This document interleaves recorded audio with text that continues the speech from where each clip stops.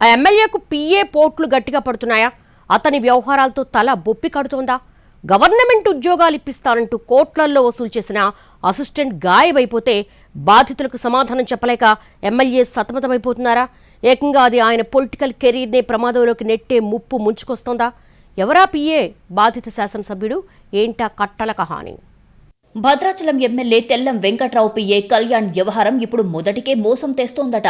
నిజంగానే పిఏ చేసిన మోసం కారణంగా ఇప్పుడు ఏకంగా శాసనసభ్యుడే ఇరుక్కునే ముప్పు ముంచుకొస్తోందని అంటున్నారు. రెవెన్యూ డిపార్ట్మెంట్ ఉద్యోగి అయిన కళ్యాణ్ 2.5 క్రితం ఎమ్మెల్యేకి పిఏగా వచ్చారు. మంచోడినని అనుకున్నా మెల్లిగా అతను చేసిన మోసాలు ఒక్కొక్కటే బయటపడుతూ ఉండడం తెల్లంను ఇరకాటంలో పెడుతోందట. మనుగురు విద్యుత్ ప్లాంట్ సహా పలు ప్రభుత్వ శాఖల్లో ఉద్యోగాల పేరిట కళ్యాణ్ చాలా మందిని మోసం చేశారంటూ బాధితులు బయటకొస్తున్నారు. ఒక బ్యాంకు ఉద్యోగిని కూడా వేరే గవర్నమెంట్ జాబ్ ఇప్పిస్తానని మోసం చేశారట.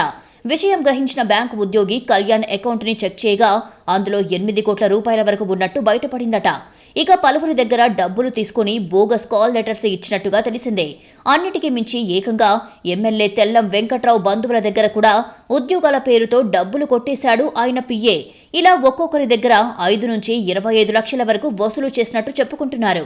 కొంతమంది దగ్గర డబ్బులు తీసుకోవడంతో పాటు చిట్టీలెత్తి వాటికి కొంతమంది ప్రభుత్వ ఉద్యోగులతో షూరిటీలు ఇప్పించినట్టుగా తెలిసిందే. తీరా ఈఎంఐలు కట్టకపోవడంతో ఆ ఉద్యోగస్తులకు నోటీసులు వస్తున్నాయట. వరుసపెట్టి మోసాలు బయటపడటం, ఒత్తిడి పెరగడంతో ప్రస్తుతం ఎటో జంప్ అయిపోయారు ఎమ్మెల్యే పిఏ. కొసమెరుపేంటంటే బాధితులు ఎవరూ ఇంతవరకు ఏ పోలీస్ స్టేషన్లోనూ ఫిర్యాదు చేయలేదు.